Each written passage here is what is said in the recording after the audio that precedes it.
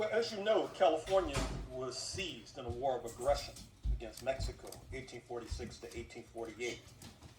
By 1848, 1849, California, including San Francisco, was under U.S. jurisdiction. Needless to say, the kind of pernicious maltreatment that was the hallmark of the United States was visited upon the black population of San Francisco. In 1858, the black population, virtually to a person, moved en masse to Vancouver Island, Victoria, to be specific.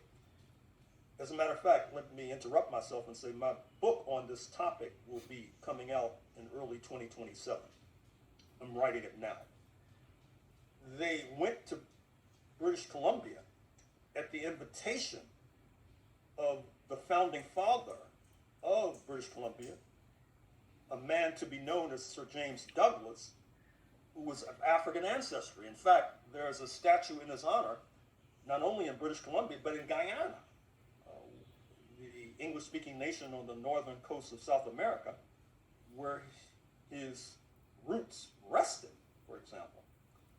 Interestingly enough, when these hundreds of U.S. Negroes moved to Victoria, Vancouver Island, they formed the Victoria Pioneer Rifle Corps.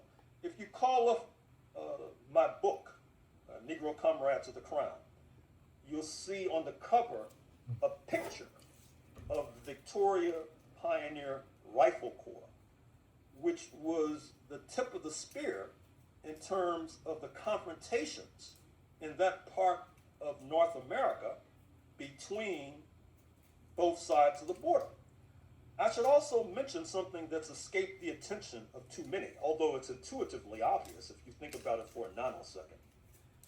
The United States model of development was settler colonialism.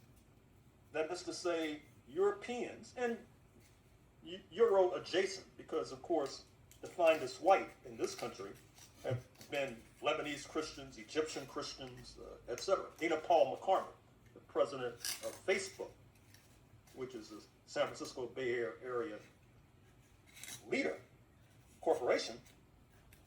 Dana Paul McCormick is an Egyptian Coptic, for example, and she's viewed as, quote, white, unquote. So in any case, settler colonialism involved the liquidation of the indigenous population. Extractive colonialism, which was the model of development on the other side of the border, prioritized positive relations with the indigenous because they wanted to trade so that they could extract timber and fur in particular.